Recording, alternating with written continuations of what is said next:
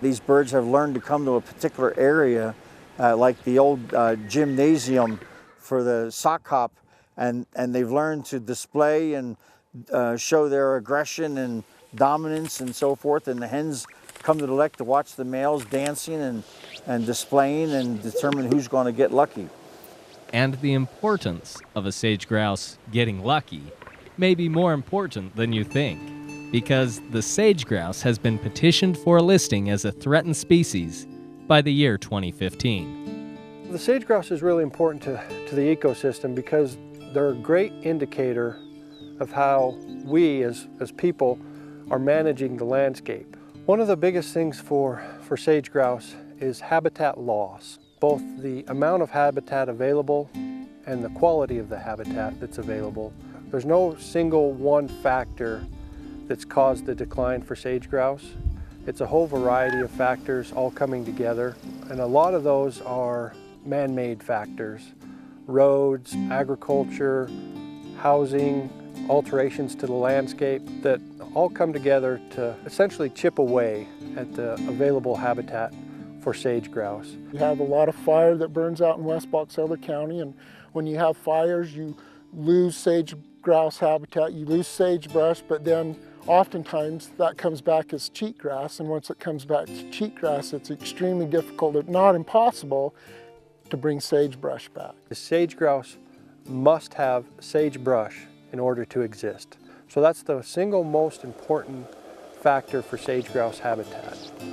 They're also what we call a landscape species, which means they need large areas of sagebrush habitat.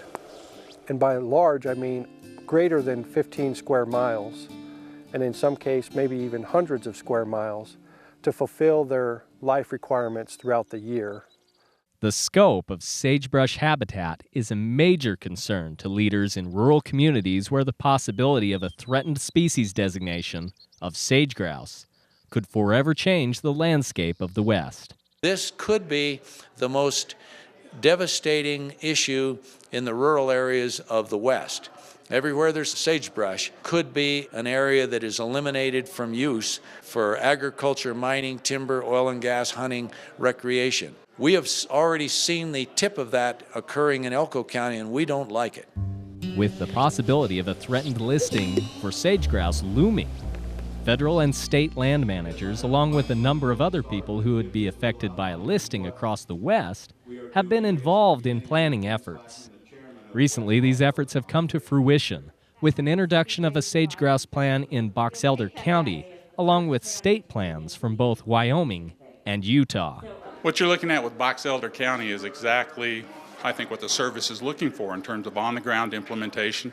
It addresses the threats to sage grouse. It allows for expansion of the populations and protections of some of those habitats while still allowing for on-the-ground uses. With the varying threats to sage grouse across the state, the important part of these plans is they involve the local working groups.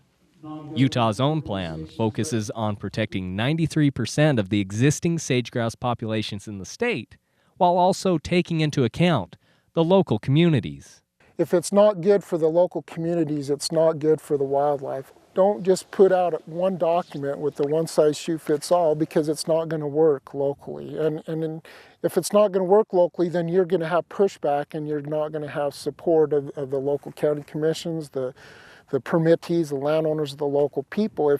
If you can work with them and get them on board, that works a lot better. When the governor created his sage grouse working group, he charged that group with coming up with a plan that would protect the birds, conserve the sage grouse populations, but also allow for continued development and robust opportunities for communities.